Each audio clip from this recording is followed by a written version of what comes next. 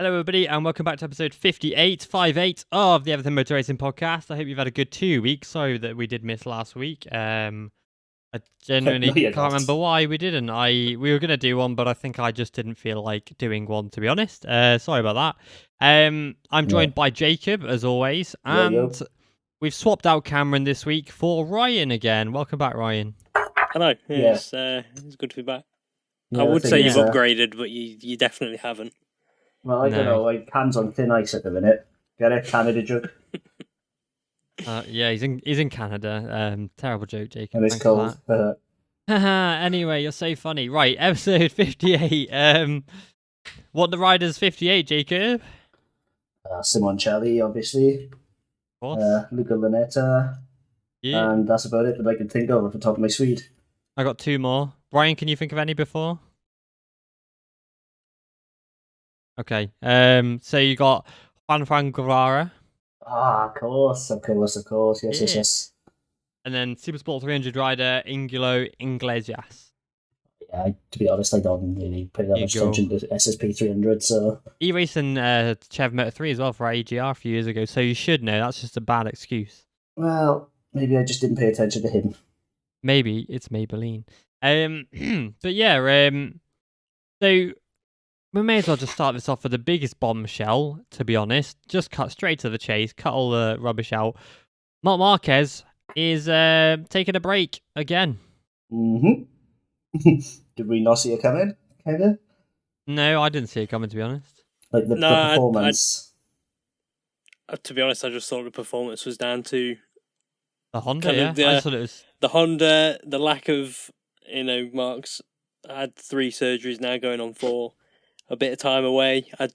He's behind on development. I just, put all that together. I thought that was the reason why, but obviously the exceptional press conference was called and there was a lot of speculation. Will it be retirement or what? But no. Oh, God, yeah. Alberto and Marc sat down and addressed the media and, as you say, 4th surgery. I had the fear. I 100% had the fear. I thought, this is a retirement or at least... Yeah, Marc looked really emotional as well. Like, you could see it on his face and in his eyes, and I was like, he's going to retire, isn't he? It looked like thankfully, it was terrifying. Not. But, yeah, it's an interesting one, because isn't it, I believe, off the top of my head, that it's to do with his bone being the wrong way round? Is that right? Bent the humerus, apparently. Yeah. How the fuck do you bend a bone? Excuse my racing French, motorbikes but at how 200 do you miles an hour. How do you bend a bone? Like, bones don't bend historically. I'm racing motorbikes at 200 miles an hour, that's how. Yeah, like Nicky Tully. Some of the crashes that he's had as well. Yeah. Yeah, I think, like obviously Indonesia. The shapes he's got into. It's crazy. But, well, I say, it's always Marc. When somebody crashes and it's bad, it's always Marc. Like with the qualifying, and, they're going a bit steady on track, and then Marquez, bang, high side. And you're like, it's just always Marc, isn't it? Yeah, honestly, it's a miracle he's not shaped like a pretzel. Yeah, it's a miracle he's still walking, to be honest. I think this is one of the smartest decisions he's ever made. Is stepping away, even though he can race. Yeah, he can race, he can do the things, but he said that he was now damaging his left shoulder now by overcompensating because the right shoulder and humerus are just not working well. So he's looking after himself and his body, and he's only 29. He's got the rest of his life ahead of him, and last thing he wants to do is be ruining himself. But the worry is now, will he come back full stop? That's the question. Well, I don't even think it's a humerus. I think they're just upgrading his CPU. Wouldn't be surprised if we see the Marc CPU and the Alex bot again. Yeah, it's I don't know. With Marc though, it is like I said. I don't think he'll come back. Well, no, that's wrong. He might come back, but I think the odds of him not coming back are also very high. Yeah, he loves it, doesn't he? Like that's the thing. He still has the love. While he still has the love, he'll do whatever he can to get back. No, what do you think, Ryan? Well, I said it in the group chat that I don't think he will be back. I don't know.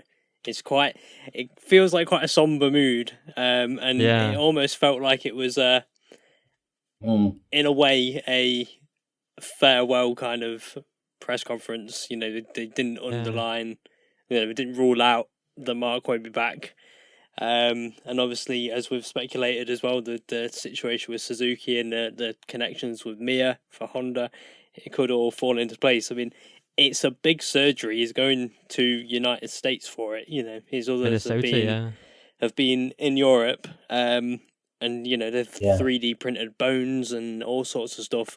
And we know that it was big because the decision was only made between practice 1 and practice 2 on Friday. So it's been a long process, a long kind of thought process for Marc and HRC, and to decide midway through a race weekend, it must be serious. But whether he'll return, it all depends on how the surgery goes, and obviously how he recovers from it, and will he come back his old self or what? I don't know. I reckon he will. Like, if this does the trick and fixes it to stop him overcompensating in other areas, I don't see why not. Then, basically, you fix the body, the mind will take a second to come back. If that happens, you'll be back. Because we know Marc is quite mentally strong. Because I think you have so many injuries, so many surgeries, it does take a toll. Oh, for sure. I'm not disputing it's not going to be a thing. Don't get me wrong. It's going to be very difficult to come back from yet another. But we know Marquez is one of the strongest mentally. If anybody got a shot, it's him, Yeah, I think, like you said, the only man or woman that could come back from something like this continually is Marc Marquez. But it's just, it's a bit sour, the whole mood, the whole thing. It's a bit more, it does feel like it's like maybe a last chance saloon thing for Marquez. A last chance kind of thing. Like, if this doesn't work, nothing will, kind of thing. Yeah, but like this, it's a big surgery. They're going to re-break his arm, basically. Yeah, because can we just talk a second about how amazing technology is that they 3D printed his bone? Like, oh yeah, that's incredible. Yeah, it's absolutely bonkers, and because having to take some stuff from his shoulder as well. It's all just a bit crazy, to be honest. But the thing with Marquez is, though, that in 2021, he won 3 races and then couldn't carry on racing because of his eyes, not his arm. So why is he now not racing because of his arm when he won 3 races last year? I would suggest it's a case of this new Honda. I don't think this would have happened if he had kept his 21 Honda that he was comfortable on, in inverted commas. Yeah. And now he's on an unfamiliar bike as well, doing things differently. It's exacerbated his condition, I reckon, as opposed to the conspiracy theories that it's still his eye. Yeah, exactly that. I mean, I don't know. It just seems really strange, to be honest. Like, to go from that form to this now. I know the Honda's very different, but it can't be that much different. It is still Marc Marquez that's riding it. Wow, 90% new bike. I'd say it was pretty bad, like, in terms of the change. It's a culture shock to him as well. Like, he's been so used to riding his Honda that all of a sudden he can't. And that's got to take a toll as well. Yeah. What do you think, Ryan? Well, I was just waiting to jump in, to be honest, because firstly, I don't know what it is with Marquez and me on the podcast that always seems to go wrong. I was last on Indonesia when he had his crash, so So what you're saying is you're the reason Marquez is the reason, It wasn't long ago where Marc, all right, it was COTA, it was his kind of hunting ground. Take away Marc's issue at the start where he dropped right to the back of the field, he could have won that race. We're talking a couple of months. He had the pace to win in America, and like you say, it's strange that he went and won races last year on his return, and it's all kind of fell apart this year, and he's decided to take a break now. It just doesn't feel right, and it feels more than just an operation. Yeah. But the thing is, though, has he made the decision because of the results, which aren't coming because he needs the operation, and then he's stuck in a vicious circle kind of thing? He could be. Like, you can't get out of a vicious circle, Lewis. He's openly admitted that he's not enjoying it. He's 29, he's 8-time champion. He doesn't need to do it. He wants to do it, but he doesn't need to continue. So, maybe if he sits down and thinks about it during this time off. It's a forced hiatus, as it were. Yeah. Yeah, I do think he's going to be thinking a lot about if he's going to stop, because it's weird. There's a lot of riders at the moment who have thought about it. Jorge Martin said that he thought about stopping last year. Vinales spoke about wanting to stop last year. Like, it's a tough sport, and Marquez, I don't think I've ever seen a rider, like, obviously we've seen riders go through a lot. You look at Barry Sheen and his broken legs and stuff like that, and he smashed himself up at Daytona. And you look at Mick Doohan when he broke his leg, came back, broke his leg again. But I still don't think I've ever seen a rider go through as much rubbish, turmoil, near career-ending injuries as Marc Marquez has. And the crashes he has on top of that are just horrendous. Like, and he's getting concussion here, there, everywhere. It's like his body will be destroyed by now. I wouldn't be surprised. Yeah, like, nobody would blame him if he did retire, put it that way. He's done more than enough for the sport. Yeah, sticking on the this kind of topic of surgeries, you actually mentioned Jorge Martin, who's also got a surgery coming up as well. Yep. Intrigued to see whether or not that will bring the old Jorge Martin back. Yeah. Well, he's got a top speed record to go in there, doesn't he? So. Yeah. What was that? 363 kilometers an hour? 228 miles. 226, wasn't it? Oh, I don't know. Oh, yeah, I think it was 26. It was the unofficial one from Oliveira that was 220. Yeah, like this is the fastest official top speed. Yeah. But, because we saw Jorge Martin in 13th today. Like, well done, Martin, for not crashing out, by the way. It's close to something with that, so congratulations. You and Jake Dixon did really well to stay on the bike today, so I'm quite impressed with that. But Nope, not touching it. Nope. But it's just a bit like this guy was meant to come in this year and battle for the championship, and he's got one podium and a 13th place finish, and the rest of the races he's crashed out of, or he's crashed and remounted. I think Pecco played it smart, taking him out to Qatar, nullified his threat. Yeah, that's it. And now he's got Enea Bastianini, but Enea Bastianini keeps crashing. And you're like, Yeah, that's the pressure of a factory Ducati contract on the table with the Italian. None of them seem to want it at the minute. No, like Miller was 15th. Ducati probably sat there like, what on earth do we do? Like, well, Zarco is probably their best bet, to be honest. If we're looking at all the Ducati riders at the moment, Zarco was 4th today, but then you got Bezzecchi. Imagine if they just was like, you know what? Bezzecchi, come on. Bezzy Baby comes in. They just hired Bezzecchi, and they're like, what? Can you imagine the bombshell? That'd be like if such everybody's tipped and then out of nowhere, Bez comes in on the red bike. I think that would be mental. As a prize for first pole in your rookie year, just give Digi the bike. Yeah, why not? Hand it out, like candy. Yeah, never mind his race, Just worry about his pole position. Oh, that's what we need. You just need to go on pole to back up Pecco. Yeah, I mean, the thing is, Ducati, it's a weird situation to be in. They've got so many good riders. They've got one good seat, but then the riders they want to do good are so inconsistent. And then when the riders they want to do good aren't doing good, they've got other riders who they don't expect to be doing good. So they're left in this hole where it's like, oh no, Miller was 15th, Martin was 13th, and Bastianini crashed out this weekend. And then you've got Digi on pole, and then you've got Bezzecchi in 5th and Marini in 6th, and Ducati is sat there like, huh? I think we can forgive and they are a little more because he's on Gresini, which are a spanking new MotoGP team. Yeah, but he keeps doing this. He crashed out, I think, in Portimao as well. He took victory in Qatar, and then he crashes, and you're like, huh? Yeah, like, don't get me wrong, it's still poor. Like, you shouldn't be doing it, but is it a setup thing? Is it an environment thing of Gresini? It's Gresini. It's his home. It's his family, Yeah, but is that playing against him slightly in the comfortability? We spoke about it before with, like, Tatsuki Suzuki and stuff. Is that playing against him because he doesn't have the pressure, almost, of the factory seat?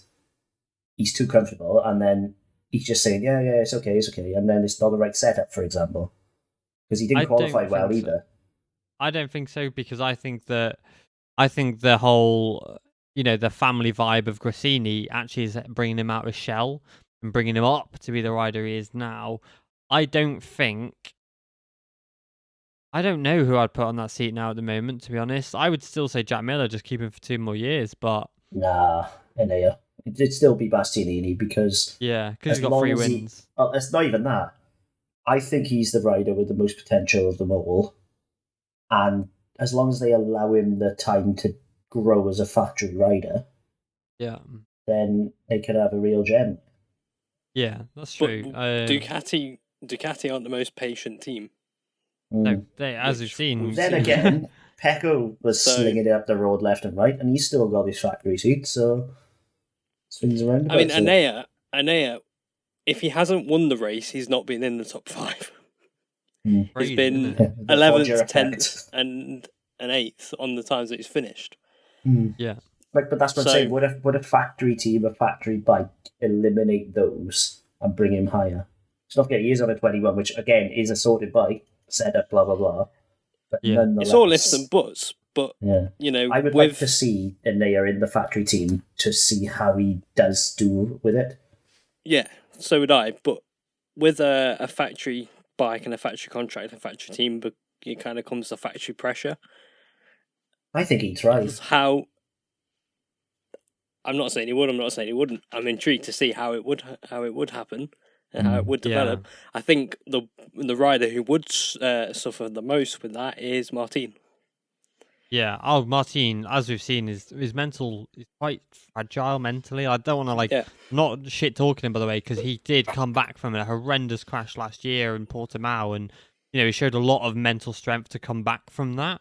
And then when he returned to Portimao later in the year, he was quite kind of worried about it, and he pushed through it. And in some areas he is really strong, but in other areas when the pressure's building and this factory Ducati seat is on the table and everyone's putting his name against it, he's straight up crumbled, and he's just fallen apart. Yeah, so I think he's the most human, so to speak, of all the riders. Yeah. He's the one who feels the most emotion when he's riding, when he's off the bike, etc. He's like, you need to learn to compartmentalize it, because it's not a bad thing having all the emotions, but if you can't control them correctly, you ain't going to get a factory seat. No, I do think though Zarco would be a good seat again. Zarco and Pecco, I think, could do quite well. Yeah, because Zarco's Zarco. He's always kind of there. He's not like a consistent 10th place man. He'll get you a few podiums through the year, which is what Ducati want and need. They need a guy to support Pecco. And, he's 4th today. He's had 2 podiums already this year. Yeah, but the thing is... he's just a good guy. I think he's 5th or 4th overall in the standings. I could be wrong there. The thing is, though, the tactic of a clear number 2, i.e. Jack Miller, has not netted them a title yet. They need to try something different. Thing with Ducati, how many things are they going to try? Well, when was the last time they had 2 clear race-winning riders? Iannone and Dovi is probably the last. Dovi and Lorenzo. Yeah. Lorenzo. But, I mean, they're coming up through then, so to speak, from Pramac. Because Petrucci wasn't a consistent race winner. No. So the last one who they brought through and then placed in the factory team alongside another clear race winner was a Iannone and Dovi. They've not really done it since. And they need to bring someone through now who's a multiple clear race winner. And Enea fits that bill. Yeah, but this is the thing with Ducati. They're always so... This is the reason they haven't won a title since 2007, because they just jump to the next thing. Oh, this isn't working. Okay, let's change up. Oh, this isn't... Change up. Let's change up. They need a consistent guy. Pecco is the man that I think they could take them a title, but the only way they'll do that is by keeping him happy. And keeping him happy means put Jack Miller next to him. Yeah, because he knows he can beat him. Yeah, and because, but not only that, but there's a harmony between them two. They've known each other quite well, whereas I think Bastianini will cause some issues for Pecco. Yeah, but he said himself, didn't he? Yeah, but that's the thing, right? You've got pros and cons, right? Bastianini's a race winner. He's a good rider, as we know. Then he's inconsistent, and he could cause issues for Pecco. So you either face a situation where you've got one guy doing really well and a support act in Jack Miller keeping the good guy doing good, or you've got a case where you could have both riders crumble underneath you because, Bagnaia is suddenly unhappy because he's got Bastianini in the box and he's winding him up a little bit. And Bastianini's then maybe wildly inconsistent, for example. It's quite an issue for Ducati, and I don't know how they're going to solve it. That comes with the territory of being a factory rider. Factory riders are not slow. You know what I mean? You're going to, eventually, if you stay there long enough, you are going to have a teammate who can go toe-to-toe with you and beat you. Like Rossi did when Lorenzo came on board. Yeah. You can be the king for a while, but eventually someone will come along to challenge you. It's just how it is. And Bagnaia, I think, would iron out the mistakes in the factory squad. Or like these 8ths would be 5ths, 4ths, 3rds. Yeah, but that's the same with Jack Miller. Jack Miller last year was 5th overall in the standings, and he was the same. He was 5th, 4th, 3rds. He was the second man. But he was nowhere near in the title standings, was he? And that's the thing. He's 5th overall. Yeah, but how many points off the title? Yeah, but it doesn't matter. He's second rider, isn't he? Yeah, That's his job. But what I'm saying is Bastianini isn't miles off. Yeah, Bastianini's 3rd at the moment. Like he's the highest placed Ducati, is he not, Bagnaia? Yeah, he is, yeah. If that doesn't say to you, you need this man tied down to a factory seat, I don't know what does. I think despite his inconsistencies, if the factory team could iron that out. Yeah, you're right. It's tricky, to be honest, because as with everything, there are huge pros and huge cons swinging in both directions. Now, this all hinges on the fact that Miller stays at Ducati anyway. Well, that's it, because the rumour is with Jack Miller that he's signed a 2-year deal with KTM to replace Miguel Oliveira. Yeah. So, which then is interesting, because I would not mind seeing Remy Gardner, Binder, and Jack Miller on KTMs. That's, them lot, they like to battle and move a bike around. So yeah, speaking of that'd be quite interesting. Who goes to RNF?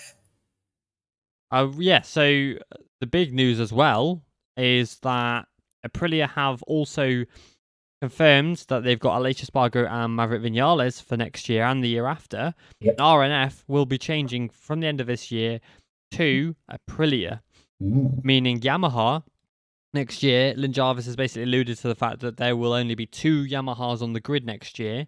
They will not run a satellite team, meaning there will be the only 2 inline 4s on the grid, which then opens the doors of who are they going to pick, because Darren Binder, I can't see staying, and he's even said he's quite open to moving back to Moto2 if he has to. And David Cioso is going to retire. There's kind of no doubt about that one, I think, at the moment. I'm thinking Dovey will stay if there's Aprilia on the table for a year to try it. Maybe, but his results now aren't exactly... When they can look back and go, right, Joe Roberts, yes, we'll have him. Aaron Canet, yeah, we'll have him as well. Yeah. It's a no-brainer. I wouldn't do it personally, but I do think, especially with the influence of With You wanting an Italian, I think there's a good chance they've said to Dovey, look, try it for a year. If you hate it, that's fine, Yeah, Razlan, but then you got... Razlan brought in Fabio, which we all thought was a wild decision. He brought in Darren Binder, which we all thought was a wild decision. With you want an Italian, Razlan will sign Tony Arbolino. I would not be against that, to be fair. But breaking news, RNF signed Riccardo Rossi. There we go. God. Yeah, well, maybe what about Vietti? He's a title contender at the moment. That would have been my second shout, but the thing is, we know Dovey can ride a V4. He's already ridden the Aprilia. I do think there's a more pro than con. He can't ride the Yamaha. He said as much. It doesn't suit his riding style, whereas the V4 Aprilia quite possibly would. Qualifying dead last is not Dovey's class, is it? Even now. Well, he raced a Ducati and he loved the Ducati as a V4. He was kind of one of the reasons why they switched to a V4 because of his development. So yeah, I would suit a V4. I think if Razlan says to him, look, do a year. If you don't like it, you can quit halfway through. It's fine, not you have much choice if you no wanted way to. that'd happen. No way. I'm not so sure, honestly. I do think there's something in it. There's no way in hell a team will hire a rider and say, "Oh, yeah, you can quit halfway through if you want. Leave us without a rider." Let me rephrase then. They have Savadori they could lean on. Yeah, they're not going to want to have Savadori though. They're after results. Yeah. Let me rephrase it. If he's probably saying to do the year, it's a V4, it's an Aprilia, you've ridden this. It as a development rider, if nothing else. Yeah, but the thing is, does Dovi want to do that? He's 36 now. He clearly still loves it because he's back. Yeah, but Rossi still loves it. Doesn't mean he's a good pick because he was slow still. Like at the end of the day, when we had qualifying on, and it was a bit tricky, the conditions weren't great. You saw the young guns like Digia absolutely hoof it because they knew that they could get a result out of it. They put a lot of risk into it. Dovi wasn't prepared to do that. And if you're racing at the highest level of motorcycle racing, you've got to be prepared to do that. And he's kind of, for me, if you're racing at that level, you need to start, you need to be as hungry as the rest of them. Otherwise, what's the point? Yeah, but at the same time, if you're doing it on a bike you cannot ride, there's only so much you can do before your confidence takes a hit. I think I reckon he could jump on that Aprilia right now and be a second a lap quicker than he is on the Yam. It's very possible. Dovi confidence there's obviously 4 Yamahas on the grid. One of them miles ahead, top of the championship. Dovi's 11 points behind Morbidelli, who's a proven, race winner, podium contender on a Yamaha. He's battling. He's in that fight with Morbidelli. If Morbidelli was, finishing 5th or 6th every weekend and Dovi was riding around 20th, then you might think, okay. But that might just be a little bit of motivation for him. Looking at where Aleix is and when Maverick's on his day, mainly practice and warm up, could he cut that gap a little bit? And would he think, okay, maybe I could fight for top 10 on the satellite Aprilia? Would that just give him that little bit of confidence to go, okay, what if? If it's on the table, he'd be a fool not to at least try for a year, in my opinion. Yeah, he didn't take a sabbatical to then not come back. He took a sabbatical, he dumped the Red Bull because he wants to race, but it's a case of, is it worth it? I think it is. For top tens, does he want to be battling for the wins, or is he happy taking 10ths? But that's the thing. Would it be tenths? Because that Aprilia is now, it's become a proven quantity. Yamaha have become Aprilia, and vice versa, basically. Well, he's proven with Aleix, but not with Vinales, who is a much more successful rider than Aleix. Yeah, but I don't know about not being proven either, because, okay, you can't start, but the lap times are there. As Ryan said, the practice is the warm-ups, it's there, even for Maverick. Yeah, Maverick just struggles on that first lap. This weekend he qualified in 24th. And pretty sure he battled 12th. His way up to 12th. So Maverick actually made progress this weekend, where normally if he's down the pack, his head fries a little bit and he just goes a bit AWOL. But if Dovi has that pre-season and the time to develop to the Aprilia, I don't see why he couldn't at least challenge Maverick and on his day challenge Aleix, because I think Dovi is just as, if not better than Aleix. Spicy. Somebody asked the question earlier. They asked, where would Dovi be if he was on the GP22 right now? 6th. I could see him top 10, to be fair. At least top 5, maybe. Top 6 is easily. So, but better than Aleix. That's a that's a spicy opinion that I can't get behind. But I think said that 2-3 years ago, yes, but as it is right now, I think Aleix has improved. I think as it is right now, Dovi's also being held back. But it's just if they were both on the Aprilia right now, Aleix would be beaten in, but the second Aprilia would be closer.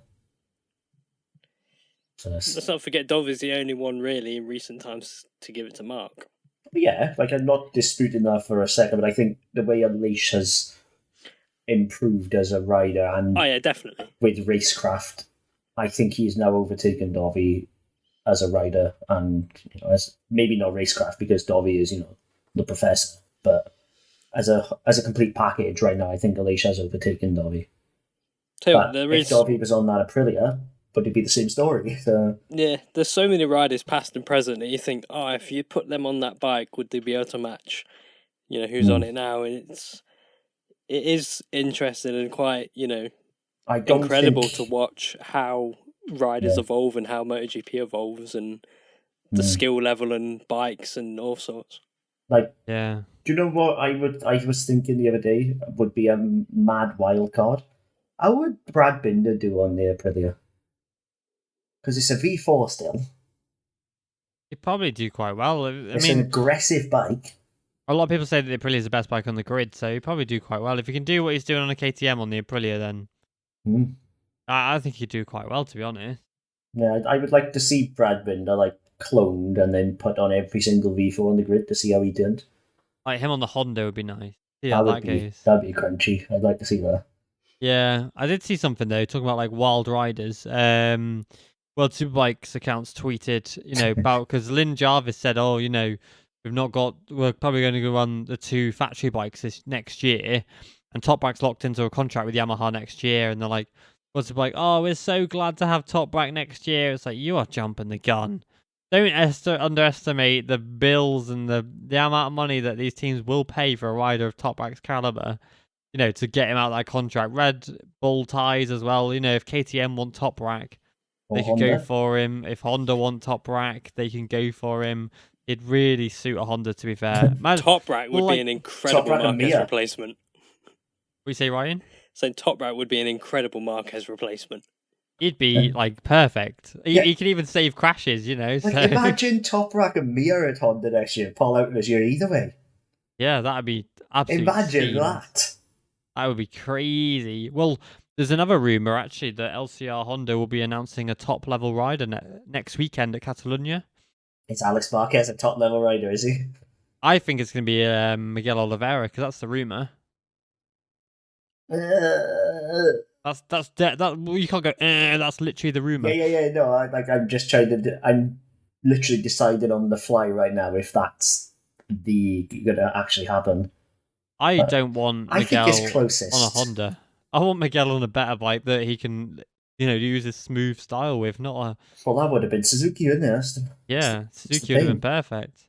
But no more Suzuki. No, because if Miguel gets announced at LCR, that then ties in the Indomitsu having another team, another 2 Hondas on the grid. That will confirm it for me. Because that is a rumour as well that Idemitsu will come in next year with 2 bikes on the grid on a Honda.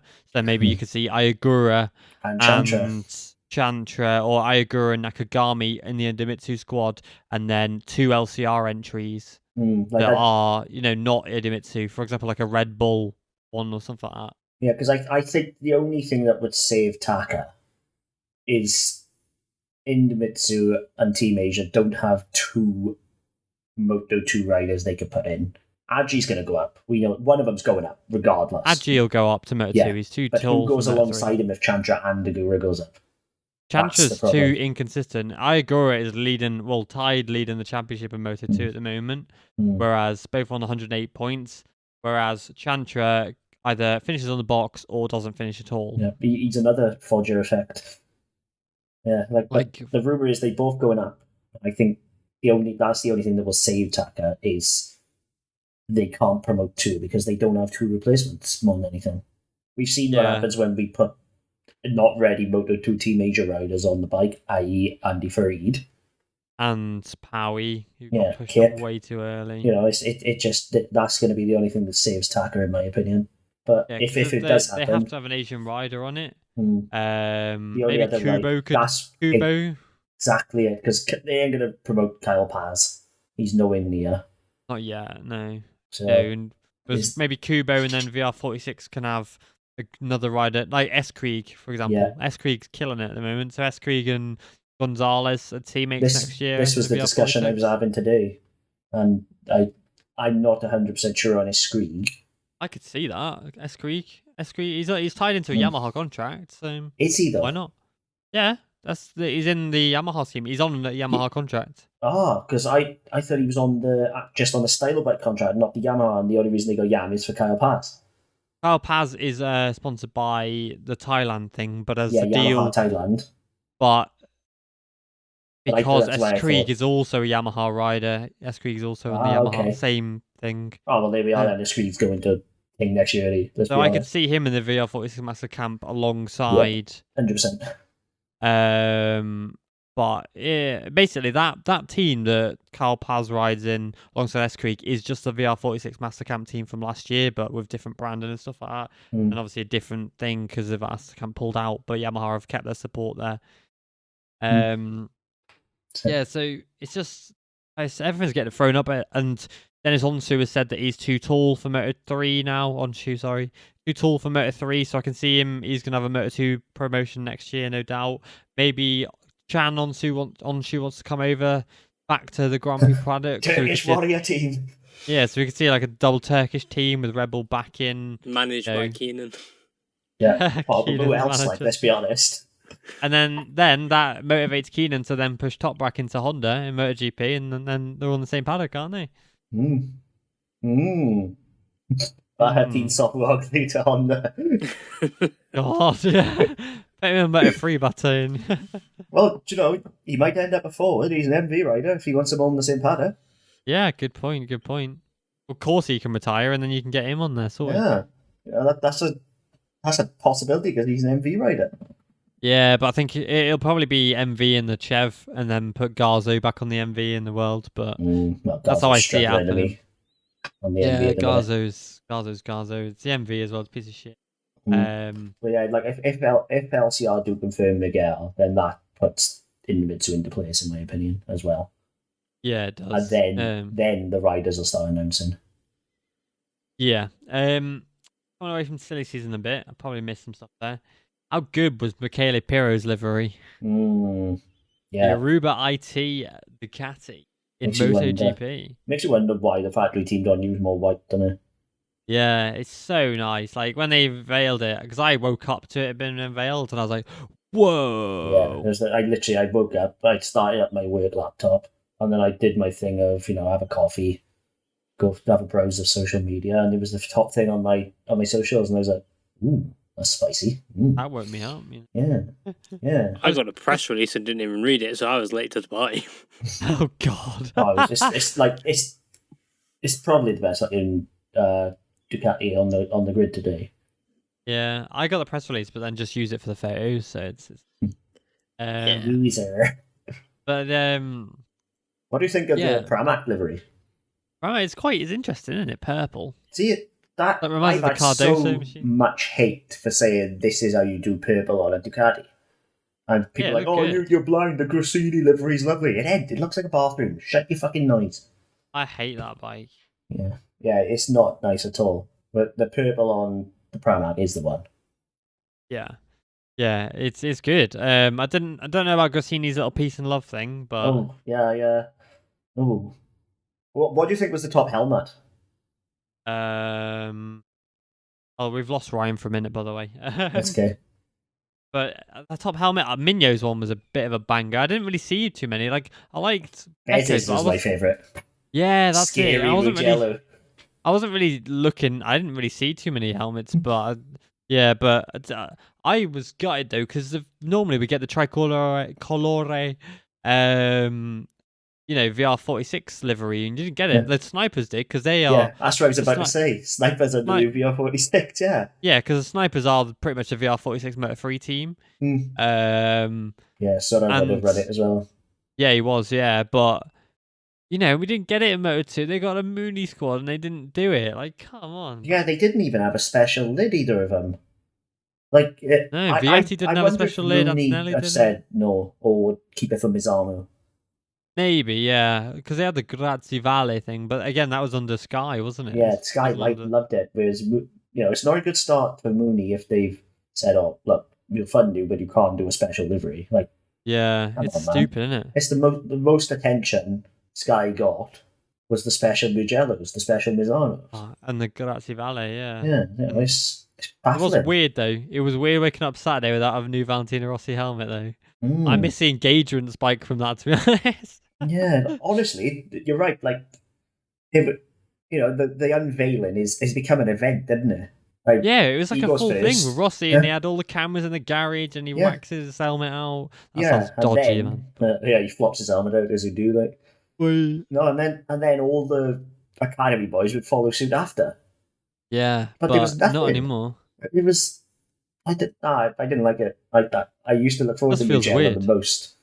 Mugello is still the best track in the world, for sure. to be honest. But yeah, for sure. I was quite weird. Like, again, I genuinely found myself nodding off during the MotoGP race. I'm pretty tired, to be honest, but was it really that boring? Like, it wasn't boring, but the issue here is two riders as good as Fabio and Pecco. It's going to take a mistake for one of them to beat the other. Whoever gets out in front and goes, if you both remain mistake free, it's going to stay status quo. And people see it boring, but I actually think it's quite interesting. It's not the Fast and the Furious that everybody expects, but it's what I love about Moto2 more than anything. There's always intrigue. There's always something could go wrong. Yeah, like if something goes tits up, then the bomb will be thrown, and I like that precipice.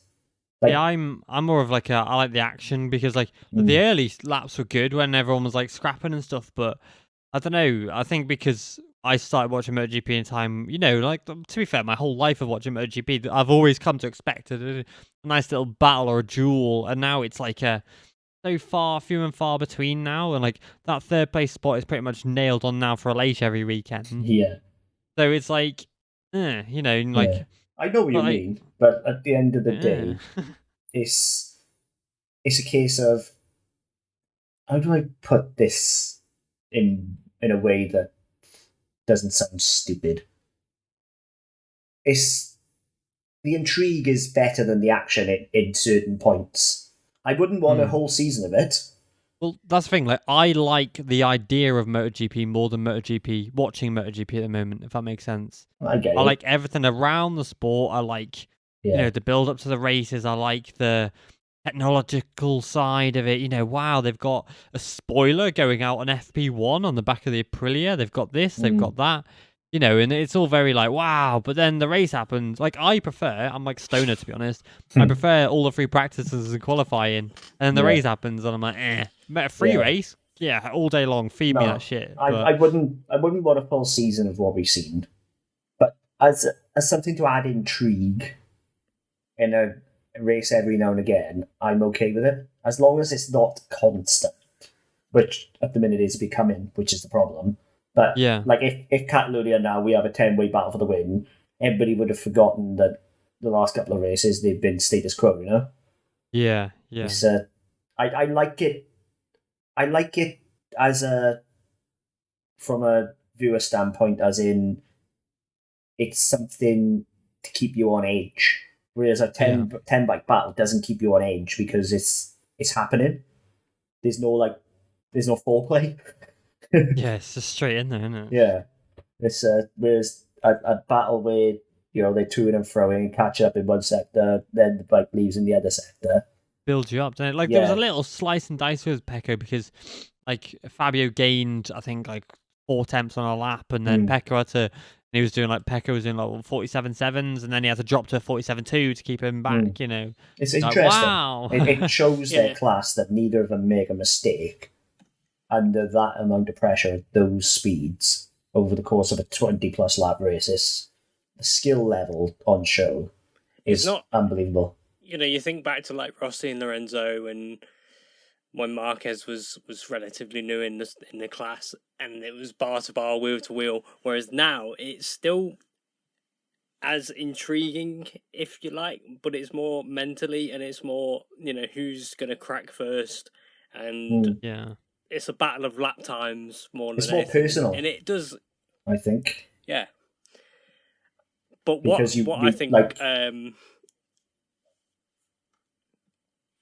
think kind of kept. Sorry, what technology is not on my side.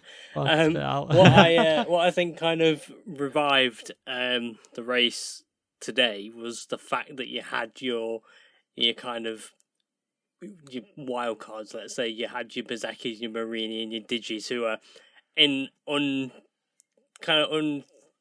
new territory, and they're kind of they were out to prove a point, and they were snapping back, and they were getting in the mix, and your Pecos, your Fabios, and Aleix had to work their way through it. If you'd taken them out, it would have been a bit more of a procession. Yeah. Oh yeah. Like if say replace Bezzecchi, Marini, and Digia with Martin, Miller, or I don't know, Zarco and Rins, for example, it would have just been so boring. Even more boring. Like people are like, oh, they're too nice, Fabio and Pecco. Just because they know at each other's throat in the press all weekend doesn't mean it's not a good rivalry. Yeah. Yeah, it's good rivalry. But it's just a bit. I actually prefer it because that this at the end of the day, this is a dangerous ass sport. Why would we waste time hating someone? That's the thing. Like, Danny Pedrosa. Sorry to cut you off, Ryan. I'll let you speak in a second. But when Danny Pedrosa refused to shake Marco Simoncelli's hand, and then Marco Simoncelli was killed. Danny said, I regret that for the rest of my life. He was like, this sport and this life is far too short to hate people and to have these rivalries. And I think, to be honest, the recent spate of deaths, and you've got your Nicky Haydens as well, and obviously Marco Simoncelli, Jason Tabasquier.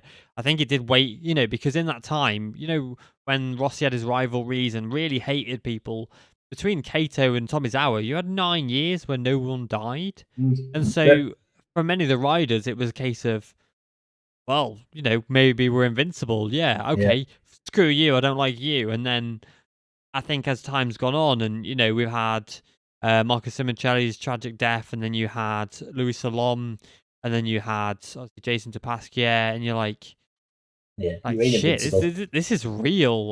We can't, because I'd love to see these rivalries. You had Kenny Roberts and Barry Sheen back in the day, and you had many riders who really didn't like each other, but I don't know, maybe it leaves a bit of sourness as well, like the Rossi and Marquez thing. Oh, it's completely split the fan base. It fractured the fan base. Look I at hated the Superbikes. Toprak and Ray, okay, they're not friends, but they don't hate each other. Yeah, and they're always like, right, mate. Oh, yeah. Even though they knocked each other off at Aston, they're still like, right, mate. Yeah, they're not. I wouldn't say they're going out for dinner together, but they don't hate each other, and it's still a fantastic rivalry. Why did you need to hate your fellow rider? If that's where you need to go fast, maybe you should look at yourself first, Yeah. What was it you were saying, Ryan? Sorry, before I cut you off.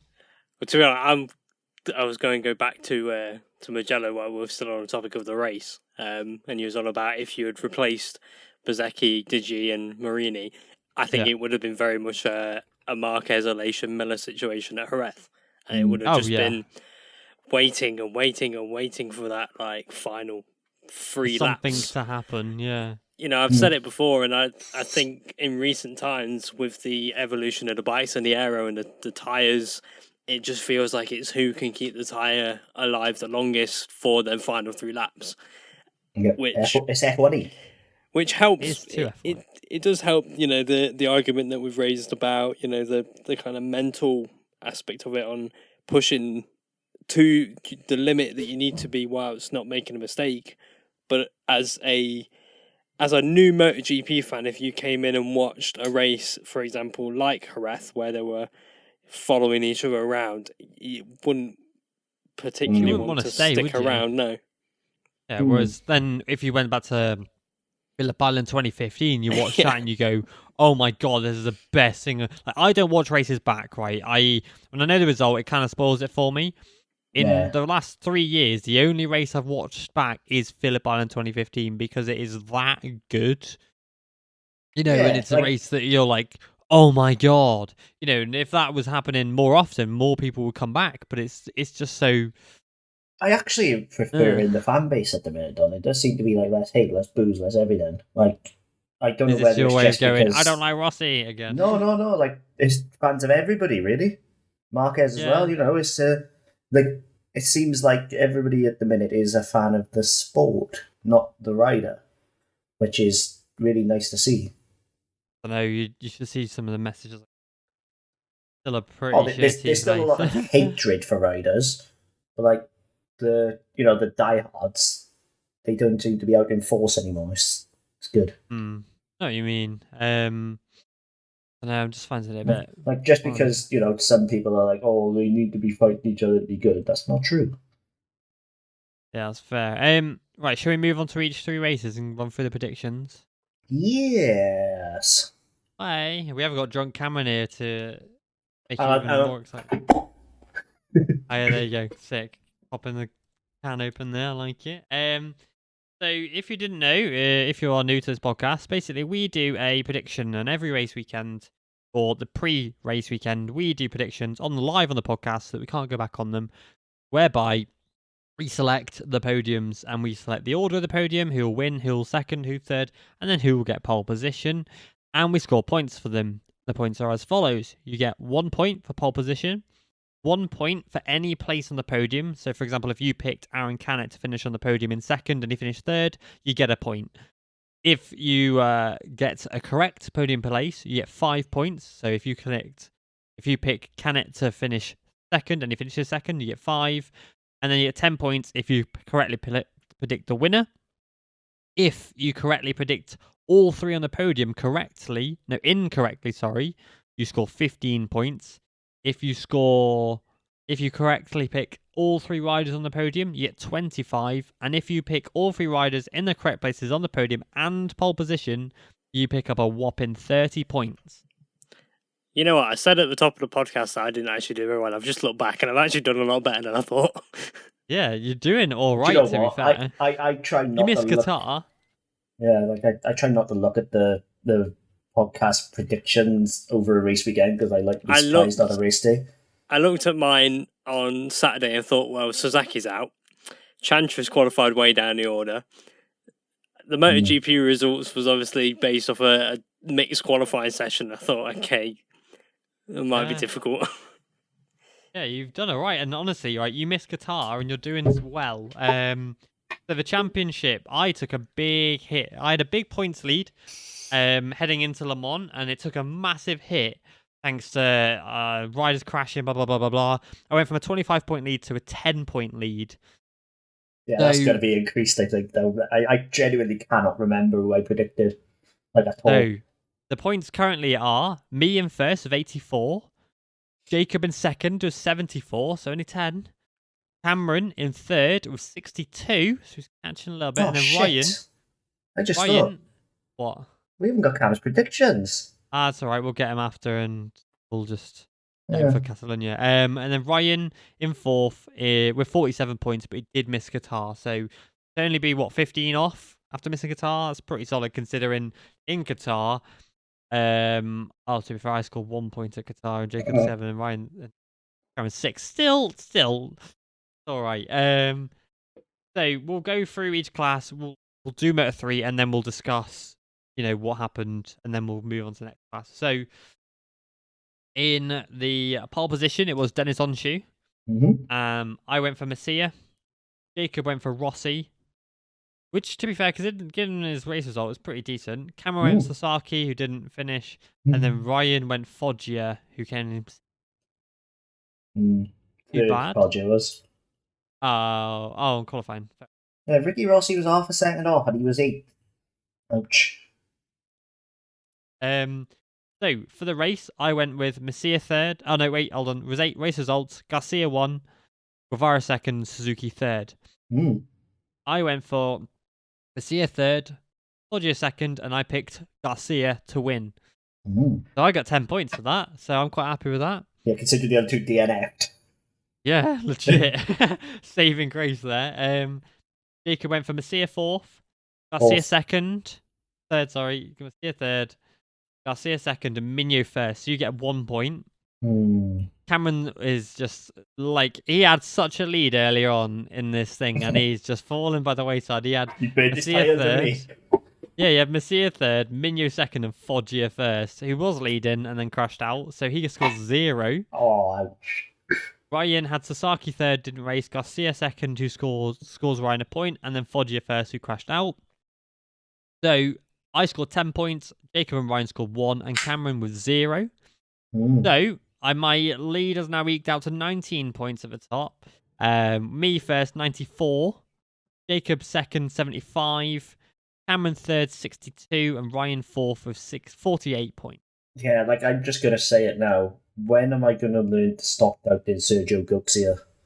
No, like why do you never put him on? It's becoming a trend of the last lap wins. I'm gonna have to stop doubting him and just He's a beast. Like especially with Catalunya coming up next. He only got it obviously because Guevara kind of Yeah, but he started the last lap 7th, did he not, or 6th?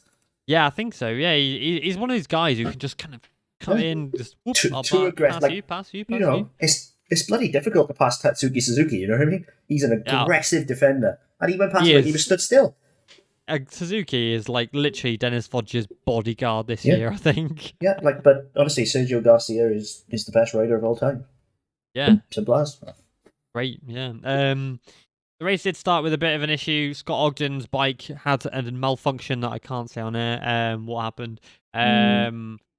And he got hit, and thankfully was all right. Gutted for Scotty because I think he could have been in that front group, to be honest. Oh, top 10 was 6, definitely easy. On. Like, I'm really sad for him, to be honest. As sad as I am, I'm also glad Tayo Furusado didn't get hurt hitting him as well. Yeah, because that was nasty, to be honest. Yeah. Both got away with it. I just saw Nasco's race time. I'm not even going to talk about it. Honest to God, I saw it as well, and I was like, that is horrendous. That's. We might as well just tell everybody now we've mentioned it. Okay, 1 minute 14 to the win. Second closest to her was Joshua Watley, over 30 seconds ahead. That's joke size. That's absolute jokes. Like, what are you doing on that grid? Right, I'm not going to turn this into... there's going to be White Knights defending it, but there's no defending that. Like, I saw on Twitter a load of shit because, she's now the most most started female now in all classes, which is amazing to have such a great female representation. But for David Munoz to make his debut today and finish 11th and absolutely beat Carrasco by 1 minute and 10 seconds. Yeah, we don't really need to say anything more about that, to be honest. There's no defending it. It's just not. Like, she ain't cut out for this. No, it's a shame. But you've got to judge her against her peers, not because of her gender. Oh yeah, you got to judge her on how good of a racer she is, and like, she might be a world champion, but I genuinely couldn't give two shits what part she got. She's not cut out for Moto3. Like, touching on the World Champion, I'm not bashing World Supersport 300, but it shows the level of World Supersport 300. Yeah. Oh yeah. Well, at least at that time, because it has definitely improved. Like, wholeheartedly, that class has improved massively. But when she was in it, it was low. They weren't even on slick tires when she won it. You know what I mean? It was street tires. Yeah, it was low, and now I'm like, I don't want to sit here and slay her again because but at the same time, if this was a male. We would be. Well, we have to give her the same treatment. Just because she's female, we can't skirt around the issue. Yeah, but like, I guess because people would be like, "Oh, why aren't you slating Joshua Watley?" But like, he was because he was only 12 seconds off of Artigas ahead of him. Josh Watley made a big improvement this weekend. He's also 16, and this is his 8th Grand Prix. Yeah, this is Anna Carrasco's 54th. Yeah, so and aside from that. Watley has shown steady improvement after a really, really shaky start. Really shaky. Make no mistake. I think he's actually shown improvement. The last time Carrasco scored points in the Moto3 World Championship, obviously barring that gap, was Valencia 2013. Yep, and she got in 8th place. 54 Grand Prix, scored points in 2 of them. Yeah, and that's just not good enough at the end of the day. It's just not. Like, that's what happens when if anything, she's gone backwards. That's what happens when you have a team on the grid who cares more about money, though. Like Salvador would be right up there, but they don't give a shit. They've got Munoz now; he'll get the results, and then that's it. Because Munoz has outperformed Ryu, who was there. It's like but Ryu was always a stand-in, wasn't he? Ryu, with respect to him, is still a very fast rider. But again, he's not World Championship level like Anna, whereas Munoz is. World champ, easy. No, it's just like. If Anna had finished, a second behind Watley, you could say, okay, fair enough. Shit happens. You came last, but you were battling with someone. But to finish over 30 seconds from the next worst rider, who is a rookie and has struggled, Or put maybe 10 more laps on that race and should have been lapped. God, it's just imagine getting lapped in a Moto3 race. That's not on, man. Oh, and that's a long lap, Mugello. I was going to say, it's not even like it's a If that was short... she would have been lapped. Yeah, it's a 2-minute lap. It's they were doing 157s. You can't justify it. Like, just you can't. You cannot justify her position on the grid. No, unfortunately not. I think she'll stay out the season though. To be honest, I can't see her. Oh yeah, because she paid off a bill. Because she will. Yeah, but moving on to like more positive stuff. Well, I say positive, right? I always look forward to this race, Mugello race. It's the best race of the calendar, blah, blah, blah, blah, blah. This one wasn't as good as maybe, I disagree. 2016. It was still good. It still had all the action and all that, but I was like, because I'm used to like 26 riders in a group going absolute hell for leather, and today it was like 6 riders in a group and then 2 more back. The Foggia and I can't even remember who the other one who crashed on the same lap. But McPhee on there. And McPhee, Holgado. Yeah, because what? McPhee, Holgado, and Foggia on the same lap. Yeah, on the same lap. It fractured and the group. Onshu as well. Did Onshu crash on the same lap as well? Maybe. Was Onshu like a lap 4 turn 1? Or maybe the same lap turn 1? No, yeah. So Onshu crashed out, and then a minute later, so it would have been on the same lap, Foggia crashed out, Holgado, McPhee. Yeah. Like, it's a case of that completely fractured the group, and then they couldn't catch up. Like, obviously, if Granny had plum, she'd be grandpa, but if they stayed on, the group would have been a 15, 16 group. Yeah, I'm really gutted though for Tatai, who was top 8, and he had to go on the gravel. Yeah, he had to go grass tracking. Avoid all that, and like join his teammate Artigas, who had an absolute shocker of a weekend. Celebrating his birthday, and what a birthday present! No points. The man must have been popping too many mollies for his birthday celebration. Now he's sweating. Yeah, that's it. But I'm glad to see Yamanaka in 5th though. Like, it has been a long time coming, but he was doing it for Jason Dupasquier as well. He definitely had a bit of extra juice this weekend, didn't he? Yeah, that's the thing about Jason. Like, I don't want to be like, oh, what if Jason would have been on the podium? He'd have been up there today. Like, I'm not going to come out there and say podium because I'm not going to say, he'd be world champion. I'd say he'd would been have been in the group at least in the group before the fracture. He would have been there. Yeah. He'd been up there after, I think. Like, but yeah, in it. The other day, like, we remember him fondly, but he didn't ever actually take a podium, etc. He was there though. He was getting there. He was getting there, but it was coming. It was coming. Yeah. But Moreira has broken his wrist. Yep, fractured his left wrist from that incident with Riccardo Rossi, who likes to just use people as a berm. Yeah, quite literally. I think he sees people as a motocross hit. Yeah, it's like, up you go. See you later. Well, going back to Yamanaka, this is why he threatened in Qatar. And he looked really good at Qatar, didn't he? Yeah, and then sort of fell off a little bit. I know he's come back here this weekend. Like, the mental fortitude to do that, having lost your teammate mid weekend last weekend, you must have been dreading coming back here. And to take your finest ever finish, I think he deserves a massive round of applause. Yeah, fair play to him. And he was obviously racing for Jason today. Fabulous flag as well.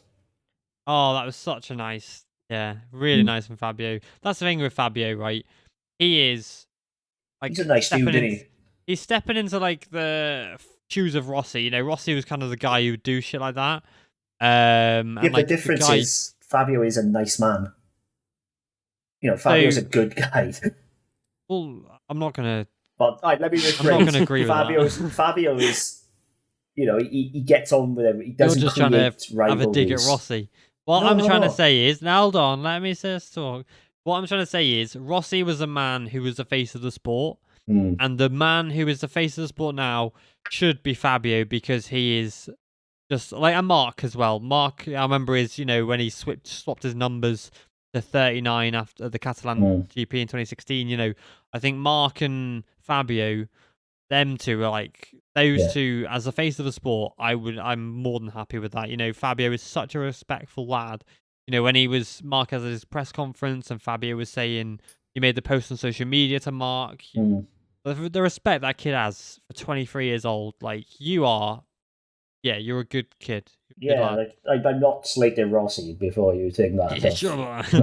But what I mean is, Rossi needed the rivalry, didn't he? He needed to dislike the guy closest to him. As I said earlier. Not really relevant, is it? Well, of course it is, I'm just going on about being the face of the sport, and you're here about Rossi. Oh, he has to fight this guy. What I mean is, Fabio, with the respect, he respects everyone around. He doesn't need the hatred. He can do it regardless. I tell you what, though, I think if Fabio needed to, I think he could very much. Oh yeah, money. Yeah, like he does come across. Nobody like would blame him if he hated Peppo, for example, because he's his closest rival. He's constantly battling with him, but they don't. He doesn't need it. He's happier just doing his own thing and worrying about himself, which is really nice. To bring it back to the topic that we're talking about, if I may. Going back to Morera and Rossi, I actually watched the final corner back, and Rossi was actually the innocent party. Really? I don't know if you've seen it. I don't know about innocent. Hang on, I'll find it. Let me drop a screenshot. Yeah. So you got a screenshot. Make your point. Make your adjudication, young man. So Rossi holding his line. Yamanaka in front of him is a little bit wide. Morera comes for a gap on the inside that arguably isn't really there, runs into the side of Rossi and then high sides it on the way out as he tries to get on the gas. But let me just throw a point out there for that. Dive on Morera there. The gap was there. It was, but it was very quickly closing. Yeah, that's the thing. If you look at Riccardo Rossi's line, he definitely makes a move to shut the door a bit too late. Which is the issue. He's the rider in front, he has the corner. Yeah, but you can't Morera wasn't a nose. You can't. No, but Morera didn't at least from the helicopter it looks like Morera didn't actually show it's a racing incident. Don't get me wrong. It is a racing incident, yeah. Like, I'm not saying one blame or the other because both were a bit dopey in what they did. But I'm not going to call Riccardo Rossi an innocent party when he clearly knew what he was up to, cutting across the nose. Sticking to Riccardo Rossi, I know it was the home weekend and that, but I tell you what, the words from Mr. Simoncelli seem to kick him into touch a bit. Yeah, I was thinking that earlier, I wonder if Paolo took his phone off him or something.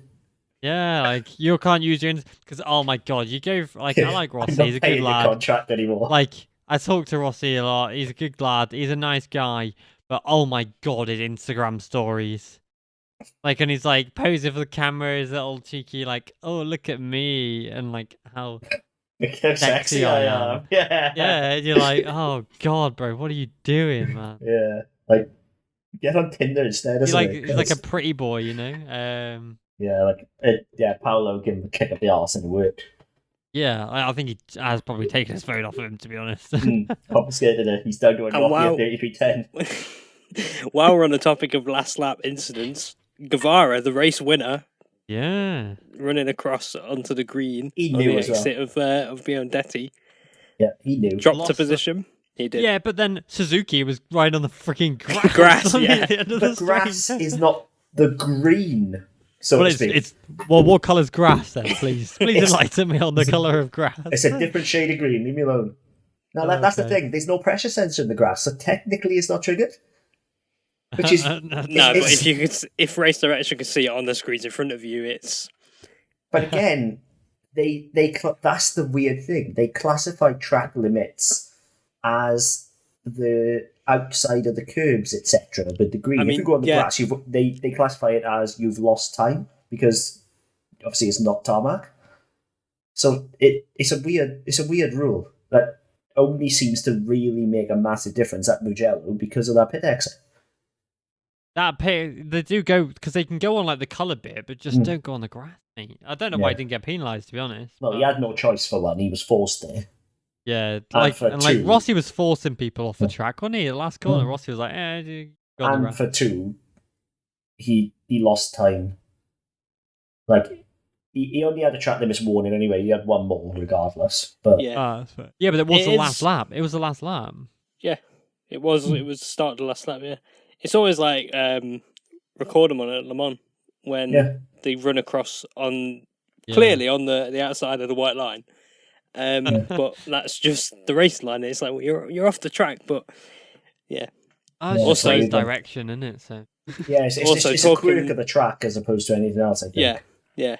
Talking of track limits, Suzuki long lap penalty back to third. Yeah, that was he needed a result, and he did it in style. He did really well. Honestly, Foggia crashing out seemed to free him. Yeah. Because he was thinking, oh, sweet, I haven't got to defend this dude. Let's go. Yeah, because he was just his bodyguard. Like, he would not make an overtake on Foggia. If anything, he'd just make a really defensive line on the inside that no one behind him could get past. He is a clear 100% number 2. His job is to get Foggia points, and that's it. If he fulfills it, see, he'll keep his ride. He want to. He's like 25 now, man. Old. Yeah, Number 3. Yeah, he's no McPhee, is he? You know, he's still got 3 years left technically. Like, yeah, I don't know. Who's to say he can't keep his ride? And then next year, bang, he's number 1, win. He's coming like a McPhee, I think. You know, McPhee had those wins early in his career, and then he faded off. And I think the same's happened now with Suzuki. Yeah, Suzuki stayed at 658 too long. We've said the it before. odd podium here, there, sorted. Paycheck done. Okay, shall we move to Moto 2? I was going to give a shout out to Joel Kelso. Yeah, 12. Yeah. I believe he's still suffering from Jerez. Oh, he's still quite broken. Yes. Yeah, he is. Yeah. So P12 5.9 off the win. That's not bad going at a track that is physical. You know, a lot of fast changes of direction in the battle as well. 5.9 off the win, 4 points. P12. Showing his class once again, wasn't he? Really? He's going to be hating seeing David Munoz ahead of him, though. This guy. Not this guy again, man. And then Lorenzo Fellon getting some more points, 14th. It's becoming a habit, though, for Fellon, isn't it? It is. He was on as high as 10th at one point. Munoz was like 7th. Yeah, didn't Fellon go long lap? Long lap, yeah. Yeah, he did. Yeah, because he would have got his best ever result then. Checking out the Moto3 standings as well. Sergio Garcia currently leads with a full 28-point lead now over Guevara. Yeah, that's got to feel good, knowing he's going home to Barcelona and he will come out regardless, leading the title. Regardless, he's the leader, and then Garcia 3rd, got Foggia in 4th, and then Sasaki in 5th. Yeah, like Sasaki's really stepped it up. Like, he would have been in the mix for the win, make no mistake. 100%, yeah. Right, and also Garcia and Foggia are tied on points. Sick. Right, should we go to Moto 2? Yes. Right, we screwed on the predictions here, to be honest. But so on the pole position, Aaron Canet did well. Fair play to it. I went Agura. Not. Jacob went Aldeguer. Cameron went Chantra, and Ryan went Fernandez. So yeah, and I'm gonna go backwards now. So I'm gonna go Ryan. So on the podium, we had Agura 3rd. Joe Roberts. Yeah. Hell freaking yeah. What a flipping ride, man. And then obviously Acosta is now the youngest ever Moto2 winner at 18 years and 4 days, taking the record from Marc Marquez. Not Jorge Lorenzo. Yeah. People think. Acosta. So Ryan went for Chantra 3rd, who crashed. Canet 2nd, who crashed. But he put Agura for the win, so Ryan gets a point. Well done, Ryan. I'll take that. Yeah. Cameron went for Dixon 3rd. I don't know what you were thinking with that after his form, but all right. To be fair, I went with Dixon DNF and that didn't even happen for me. The one time. Then Cameron went with Canet and Vietti 2nd and 1st, who crashed. Jacob went with Fernandez, who had one hell of a comeback, to be fair. He was like 24th at one point. 4th? 4th, yeah. Stunning ride. So Fernandez 3rd, Vietti 2nd, DNF, Canet 1st, DNF. I'm going to be a little bit smug here, to be honest. Because I put Acosta in 3rd, so I predicted at least his first podium. So yeah, I'll take the point on that one. Then I went Canet 2nd and Chantra 1st, and it all fell apart. Suddenly it all falls apart. Yeah, like the rest of my life. So basically, out of 12, we got 1 point. Oh, 2. Why the fuck did we do this? So I got 1 point, Ryan got 1 point, and Jacob and Karen got 0. So the titular leaderboard now is me in the lead with 95, Jacob 2nd with 75, so 20-point gap. Cameron in third with 62, and Ryan in fourth with 49 points. Yeah, why do we do this? We just make ourselves look stupid every week. Wait for MotoGP. That's what I'm saying. So Moto2. Yeah, I guess Pedro Costa. What a freaking ride! Finally. He said that. He was like, "Oh, finally, I've won this race in Moto2." It's like, bro, it's taking 8 rounds. Yeah.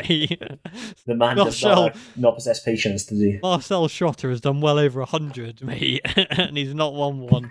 And you've won it in your 8th Grand Prix. It's just Schrotter now at the 200. Am I right in saying that? Oh yeah, he's probably well over 200. To be honest, I was just being a bit liberal with it. No, I think he recently hit 200, didn't he?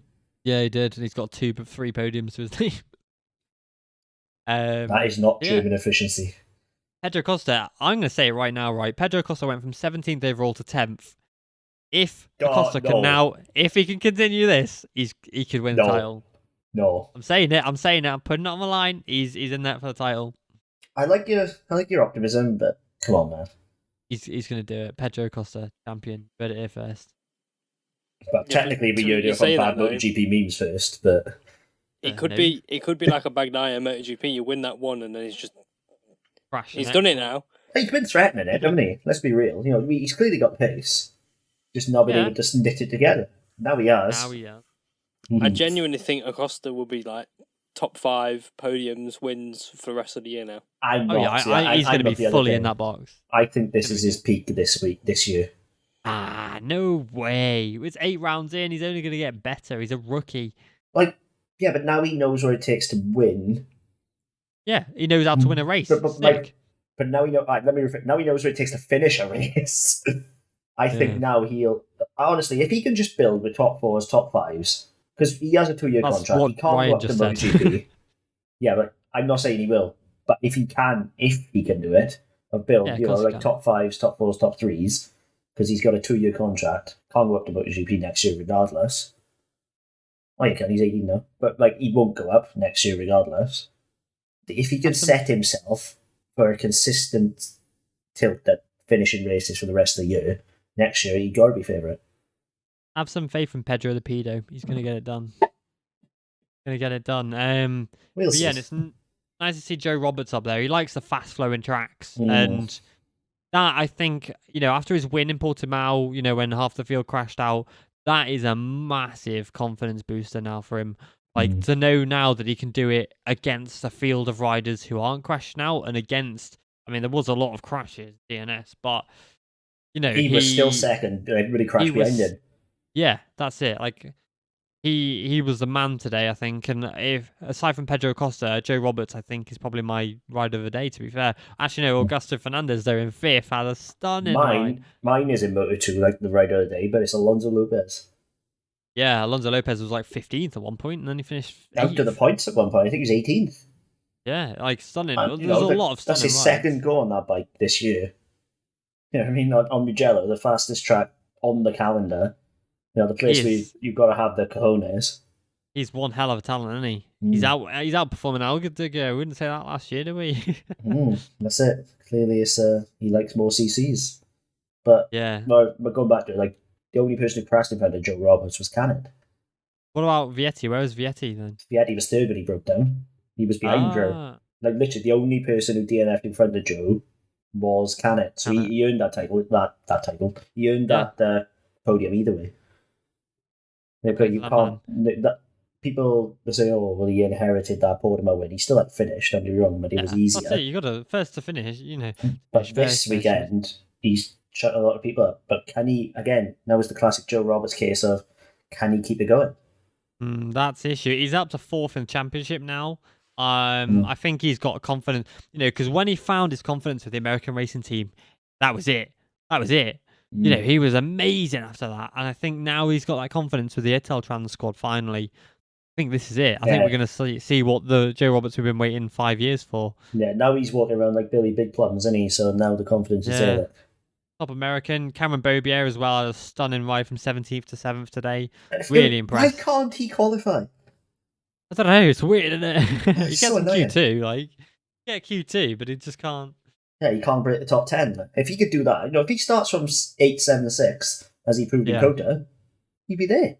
Well, going back to Alonso Lopez, he started in 19th. There we are. 8th, that's pretty good. But then for Augusto Fernandez to drop to like 24th and then finish 5th, he had 4th but got pipped at the line by Arbolino. There was 0.015 between them. Unreal ride. Yeah, like where you mentioned it before I forget.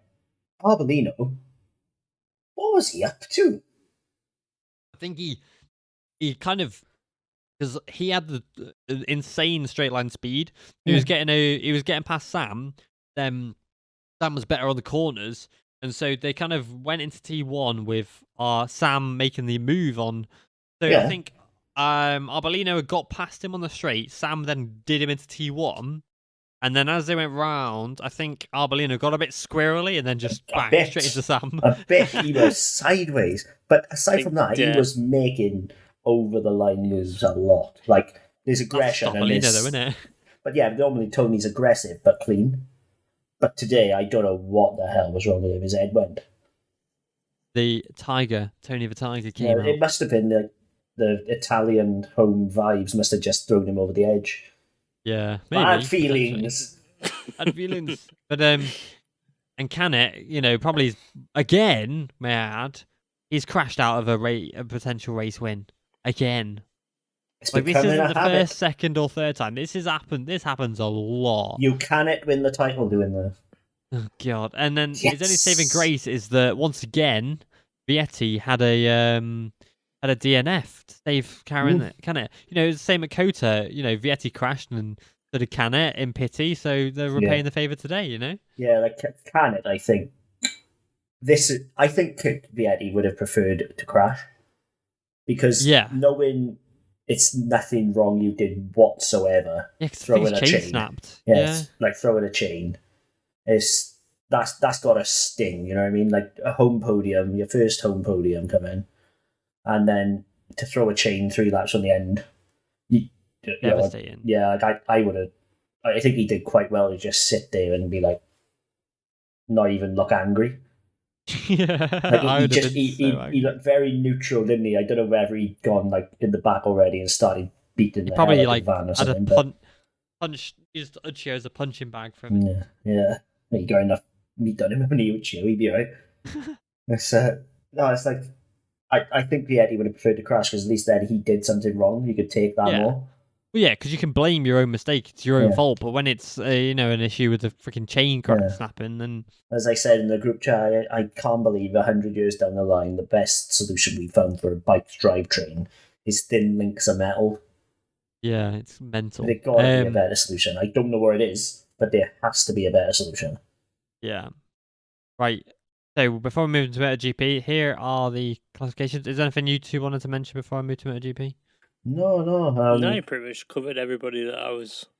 Yeah, there wasn't any real standout rides. Antonelli 9th in free practice, but then went back to Antonelli style in the race, 20th.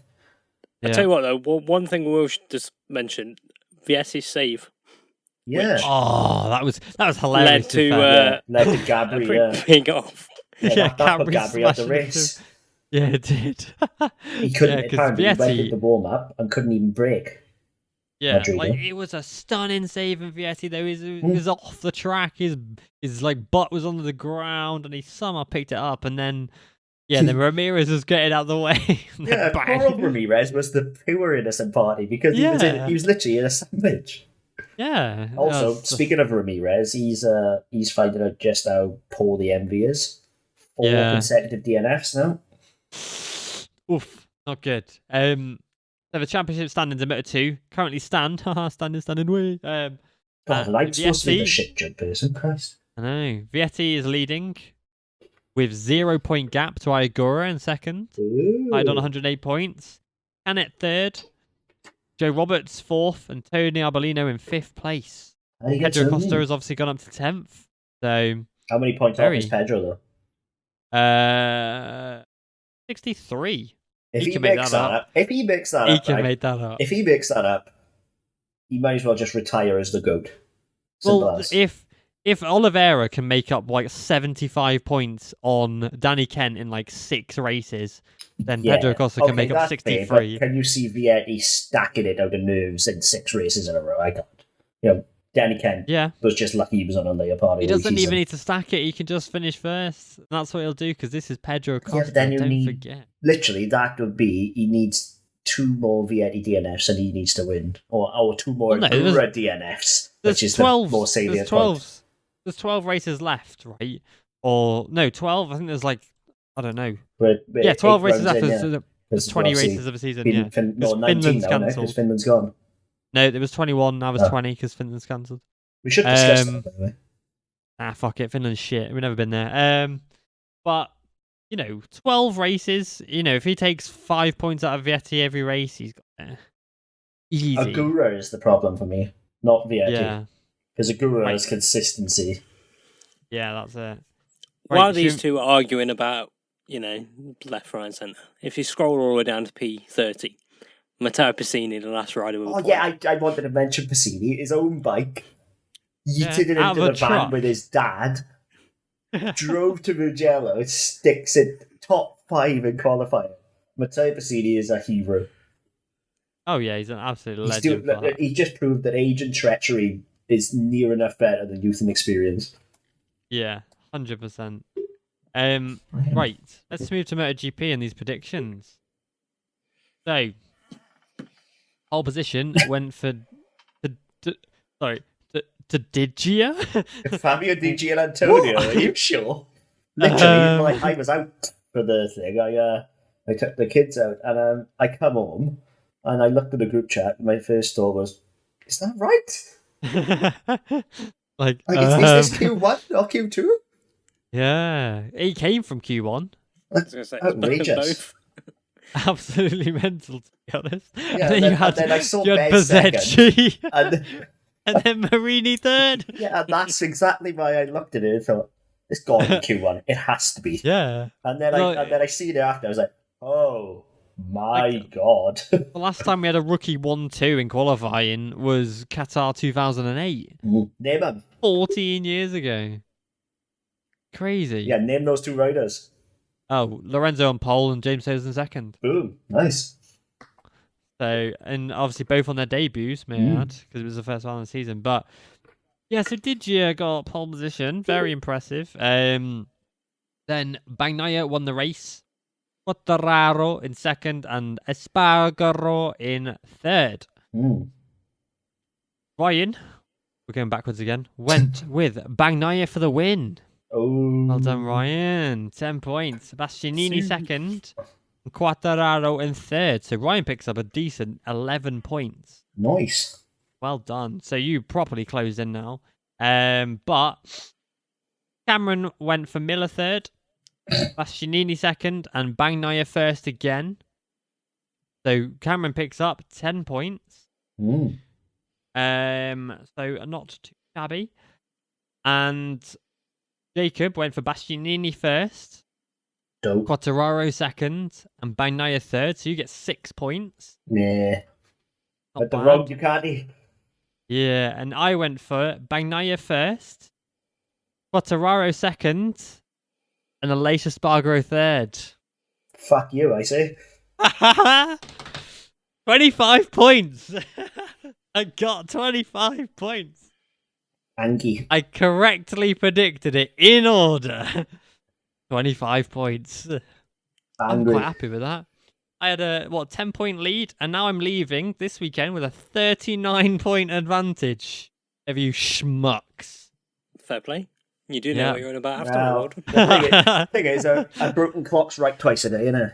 You know? That's it. Well, you've still not got it right. So, yeah, because what were you saying about Moto2? Why are we doing this? That's why. Because I got it right. Because as we've said, anybody can predict MotoGP at the minute. It's so boring.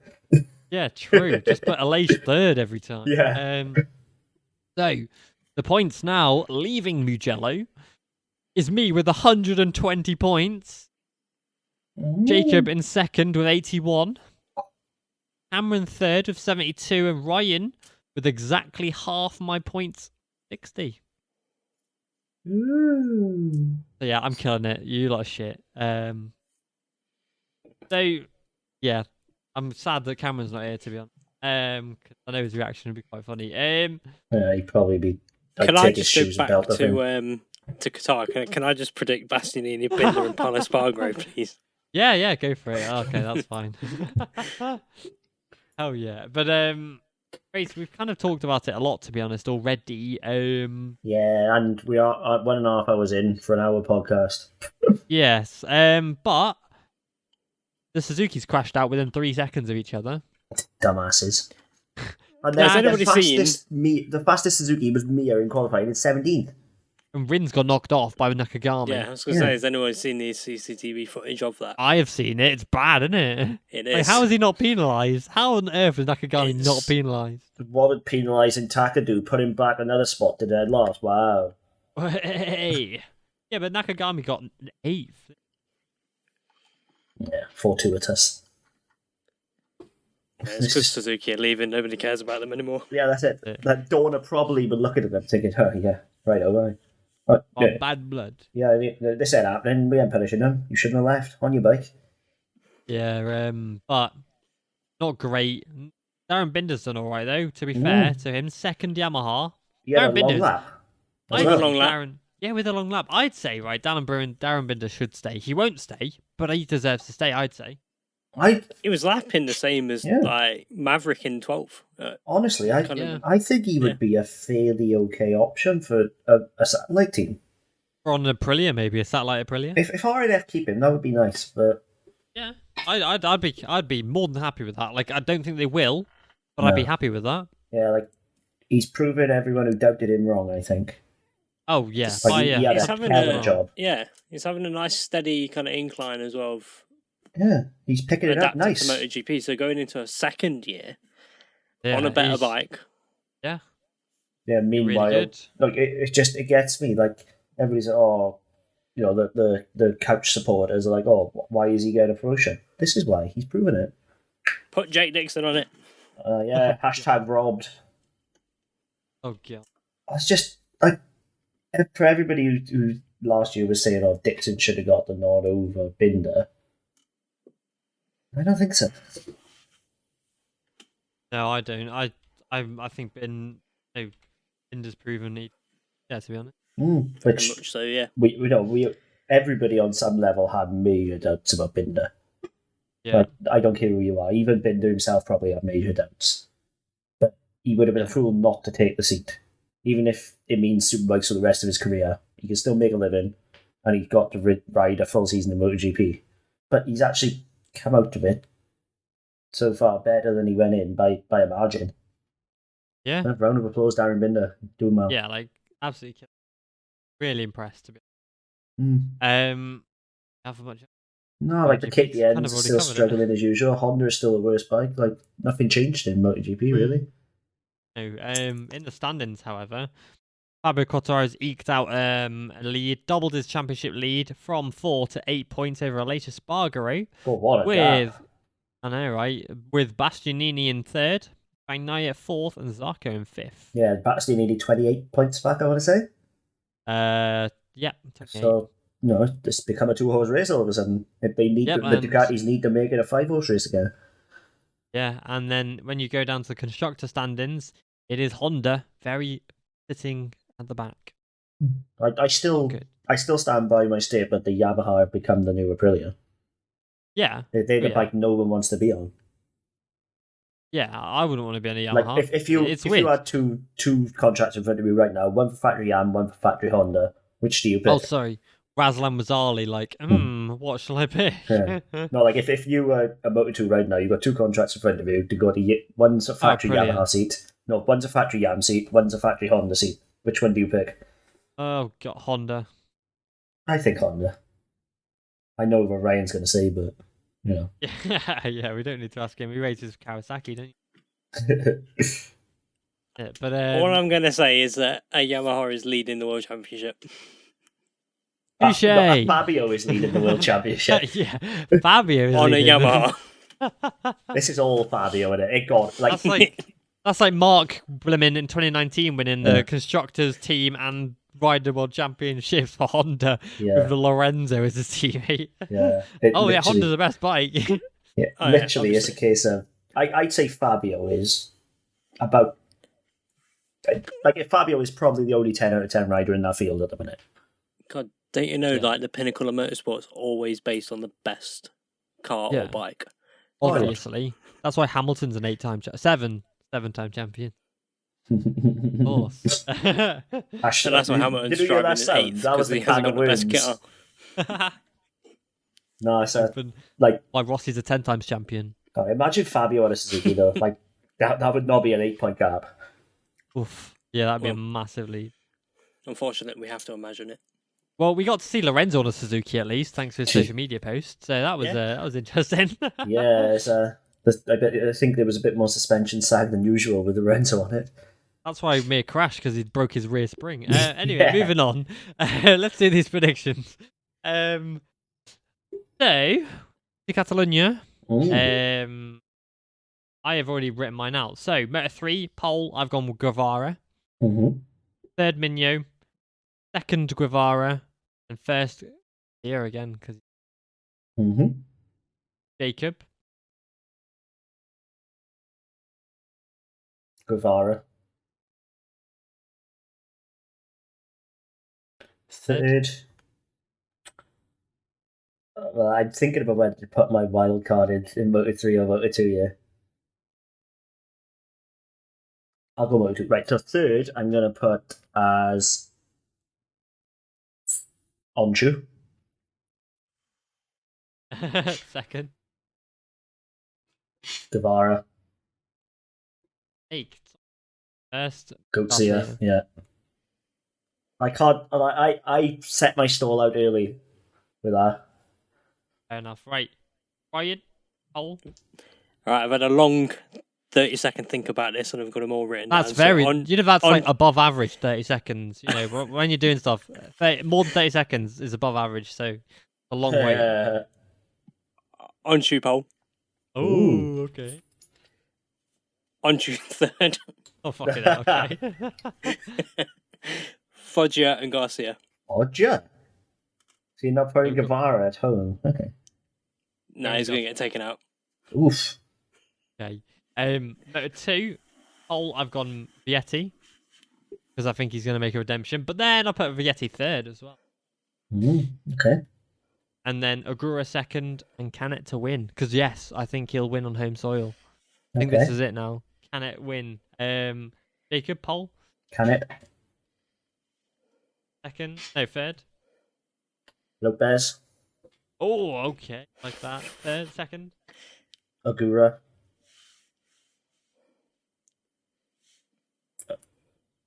Vietti, yeah. I was going to say Canet, but I done Vietti. And Ryan? Canet pole. Acosta third. I don't think it's going to happen, sadly, but... Vietti and Canet. None of us said Augusto Fernandez either. I was just thinking that then. I was like, shit. That was going to be my thing of... Because my wild card was going to be Munoz in Moto3, and then put Fernandez instead of Lopez. That'd have been sick. Okay, and MotoGP, pole, I've gone Quartararo, because he loves that place. Third, it's already stapled on. They've already made the trophy with his name on it. It's got Aleix Espargaro all over it. Second, I think his surgery is going to be a success, so I'm putting Martin. And... of course, Quartararo for the win. Jacob? No, pole, Jacob? See, now this is where I really want to throw the bomb, but I also don't want to lose points. Do it, throw bombs. You're like, what? Maverick Vinales. Not catching me anytime soon. Okay, and third? He's qualifying, not the race. I'm not putting anywhere near the podium in the race. Well, if Didier can get a pole, then so can Vinales. Yeah, so Maverick pole. Third, I'm going to go with Jack Miller. Second. Aleix Espargaro. And... Pedo. I don't think Fabio's finishing. Oof. Okay, and Ryan? Fabio pole. Shock. Fabio for the win, I'm assuming. Well, Oliveira won last year, so okay, right. We'll go third. We'll go third. Yeah, third. First. I've gone Bagnaia, Aleix, Quartararo from third to first. Bagnaia. So Pecco Bagnaia, Aleix, and Quartararo for the win. So either I'm inspired or I'm going to lose points here in MotoGP. Basically, I already regret it, but we'll have to ask Cameron for his. He's in another time zone at the moment with his new wife. If you're in Canada, say hi to him. Because Canada's a tiny country. Or get him alcohol. He'll appreciate either. Well, now it's also nearly 2 hours. Just a quick shout out to Domi Agata in Moto E. What? Smashing it in two separate championships. That's hard to do. Very hard to do. Is he leading the standings now? Yeah, he's leading the standings, and he's also leading the Supersport standings. Oh yeah, by a lot. Flipping heck, 123 over 95. That's bloody difficult to do. No matter who you are. So Domi deserves a massive shout out for doing it in 2 championships. Yeah, no, fair play. I'll give him that. He's also been on this podcast, so I love you, Domi. Yeah, we love Domi. But to do that's there's not many riders in the world who could do what he's doing. Regardless. Yeah, I have to agree. He does make my World Supersport press releases really, really easy. Yeah. So, you can basically put him and Balder on the podium, and that's about it. Yeah. It's just okay. I just find it nuts that he's able to transition so well. That shows his quality. Yeah. Okay. Right. Hope you've enjoyed listening to this podcast. We'll be back next weekend with the Catalan GP. And probably some news. Yeah. Probably some news. Maybe some transfer talk, and hopefully some riders confirmed at their new seats. But yeah, I hope you enjoyed this podcast. And as always, let us know. I've stopped actually reading Instagram DMs, so I probably won't read your message. But sick. Enjoy. Thanks for listening. Ciao. It does. Cheers.